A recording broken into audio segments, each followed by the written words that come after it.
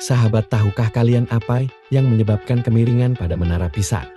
Ternyata kemiringan ini bukan sengaja dibuat miring oleh arsiteknya, tetapi dikarenakan adanya tanah yang melunak di bagian pondasinya. Tanah yang melunak ini membuat menara amblas di satu sisinya dan mengakibatkan kemiringan pada menara. Namun, karena kemiringan ini, Menara Pisa jadi terkenal dalam sejarah Italia. Lantas mengapa kota ini disebut sebagai kota terkutuk? Pembangunan menara miring Pisa dimulai pada tahun 1173 sebagai struktur ketiga dan terakhir dari kompleks katedral kota Pisa. Menara ini dibangun sebagai menara lonceng. Karena saat itu kondisi perang yang marak terjadi menyebabkan pembangunan Menara Pisa memakan waktu yang sangat lama hingga sekitar 200 tahun. Menara ini selesai pada tahun 1372. Lalu, siapa arsitek dari Menara Miring Pisa ini? Selama bertahun-tahun arsitek Gherardo Di Gherardo dan Giovanni Di Simone diyakini sebagai orang yang membangun menara ini. Namun, penelitian arkeologi menemukan satu nama lagi yang terukir di sebuah batu bertuliskan nama Bonanno dalam bahasa Latin. Batu tersebut tertanam di dasar menara dan ditemukan selama penggalian tahun 1838. Diyakini oleh para peneliti bahwa pria yang bernama Bonanno Pisano yang terukir pada batu tersebut sekian lama masih menjadi misteri karena malu dengan kemiringan hasil ciptaannya.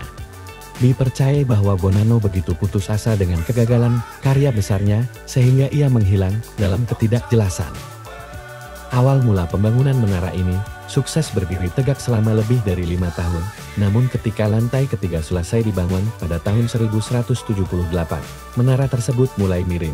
Warga Italia terkejut dengan kejadian tersebut, karena menara mulai sedikit miring dan mereka khawatir menara akan ambruk. Kondisi miring ini sebenarnya diakibatkan oleh campuran tanah liat yang padat yang tidak cukup kuat untuk menahan menara agar tetap tegak. Pekerjaan konstruksi pun terhenti karena hal ini. Kegiatan juga ditunda dan difokuskan ke perang yang terjadi saat itu. Setelah melakukan brainstorming lebih lanjut, panitia mencoba melakukan under excavation, yaitu menggunakan tabung panjang dan bor untuk menghilangkan tanah di bawah sisi utara fondasi menara secara non-invasif. Saat tanah dihilangkan, struktur perlahan mulai berputar ke utara. Upaya ini menurunkan kemiringan menara sebesar 10%, menjadikannya miring 5 derajat.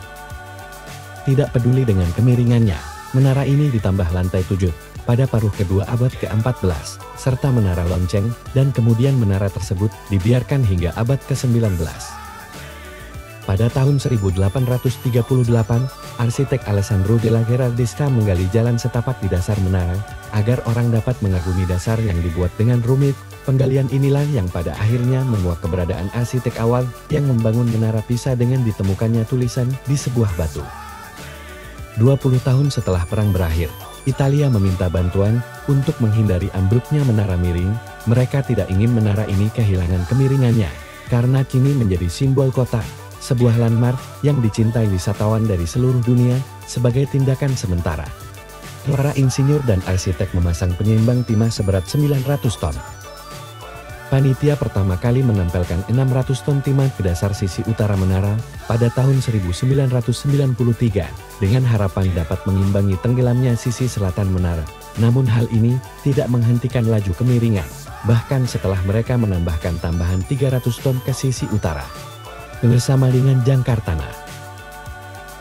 Setelah 100 tahun berlalu, Insinyur Giovanni Di Simone mencoba mengimbangi kemiringan aslinya dengan membuat satu sisi lantai atas menjadi lebih tinggi dari sisi lainnya, tapi sayang, tindakannya ini justru semakin membuat menara bertambah miring. Kini, Menara Miring Pisa telah miring selama lebih dari 800 tahun dan meskipun terjadi gempa bumi, badai, dan perang, menara ini masih tetap berdiri. Bahkan, Menara Miring Pisa telah menarik jutaan wisatawan yang berduyun-duyun datang ke sana setiap tahunnya hanya karena tertarik pada kemiringannya itu luar biasa.